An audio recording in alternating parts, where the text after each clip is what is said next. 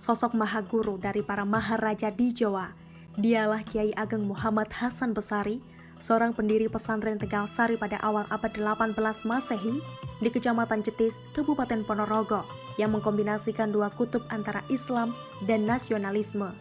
Bahwasanya dari jalur sang ayah, Kiai Raden Nedo Kusumo, dia merupakan keturunan dari pendiri kerajaan Majapahit, yaitu Raden Wijaya. Sedangkan dari garis keturunan ibu, Nyai Anom Besari, nasabnya sampai kepada Rasulullah SAW melalui garis Sayyidati Fatimah Az-Zahra. Sebuah landasan yang menarik, perpaduan antara seorang bangsawan dan negarawan dengan seorang ulama dan penganut Islam taat. Berkat persilangan tersebut lahirlah Kiai Ageng Muhammad Hasan Besari, sosok monumen harmoni Islam dan nasionalisme.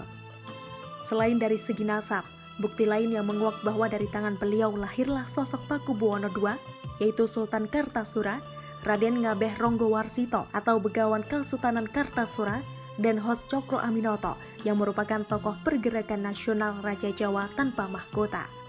Kelak dari ketiga tokoh itulah yang menginspirasi Presiden pertama Republik Indonesia, Insinyur Soekarno, dalam memperjuangkan dan membangun negara kesatuan Republik Indonesia. Namun sebelum itu, keilmuan Kiai Besari juga sampai pada pendiri kekuatan organisasi keagamaan Islam terbesar di dunia, yaitu Kiai Haji Hashim Asy'ari dan Kiai Haji Ahmad Dahlan.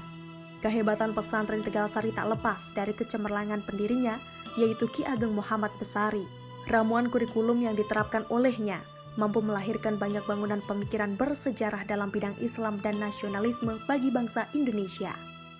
Namun demikian, hingga kini, anak cucu keturunan dari Kiai Ageng Muhammad Besari Tegal Sari Jetis Ponorogo masih dapat mengenal sampai beberapa keturunan dan patut dihargai. Hal tersebut tertuang dalam sejarah yang ditulis oleh Raden Pernomo Tegal Sari Jetis Ponorogo yang kemudian diturunkan dan digubah oleh Muhammad Badar Penghulu Muda KUA Dati II Ponorogo. Bermula dari Sunan Maulana Malik Ibrahim. Beliau adalah putra dari Syekh Dumadil Kubro, sedangkan Syekh Dumadil Kubro adalah putra Imam Ja'far Shadiq, putra dari Ali Tahir. Ketika tahun 1300 Masehi, Maulana Malik Ibrahim menyiarkan Islam sampai negeri Campa. Lama kemudian Maulana Malik Ibrahim mempersunting dan menikahi putri Campa, putri sang ratu yang bernama Dewi Wulan, dan tidak lama kemudian mengandung dan melahirkan seorang putra yang diberi nama Raden Rahmat, yang akhirnya berdiri sebagai Sunan Ngampel Denta di Surabaya.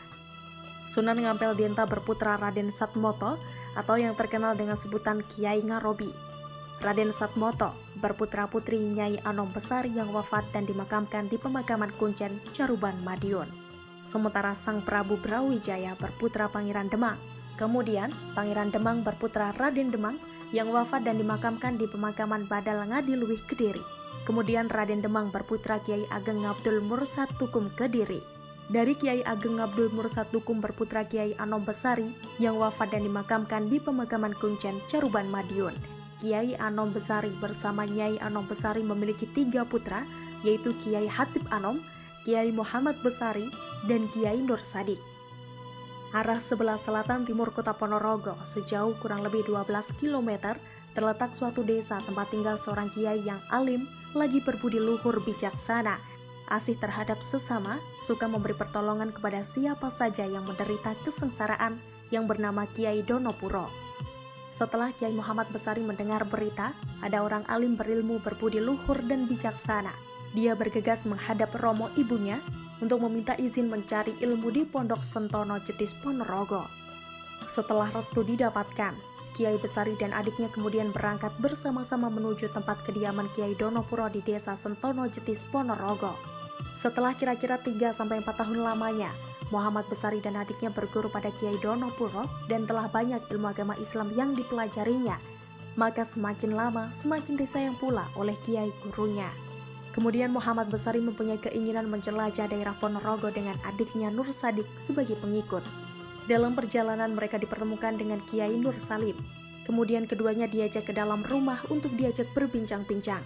Dan pada akhirnya, Muhammad Besari diambil sebagai menantu oleh Kiai Nur Salim atau yang terkenal dengan sebutan Kiai Ageng Mantuk.